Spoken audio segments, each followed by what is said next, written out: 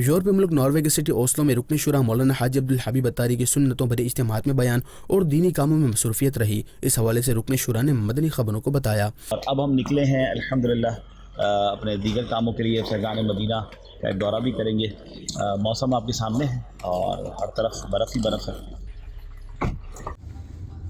इसके बाद रुकन शुरा की ओस्लो नॉर्वे से डेनमार्क के लिए रवानगी हुई। इस मौके पर रुकन शुरा ने मदनी खबरों को बताया। अल्लाह की रहमत से सुन्नतों पर इज्तिमात हुए, फैज़ान मदीना और फैज़ान सहाबियात का दौरा भी हुआ और नए मरकज़ के लिए कुछ अच्छी नीयतें भी हुई।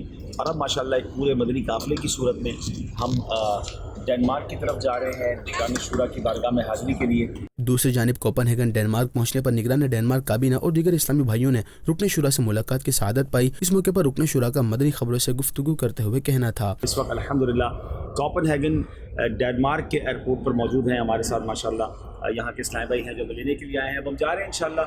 हमारे निगरान शुरा यहाँ पर हमसे पहले पहुँच चुके हैं और कई मुल्कों के यूरोप के इस्लामी भाई मौजूद हैं, उनके दरमियान मदनी मशवरा जारी है। अब हम जाएंगे इंशाअल्लाह और निगरान शुरा को ज्वाइन करेंगे। और कोपनहेगन में कायम मदनी मरकज़ फैज़ान जमाल मुस्तफ़ा में रुकन शुरा के इस्लामी भाइयों से मुलाकात और नेकी की दावत का सिलसिला भी हुआ।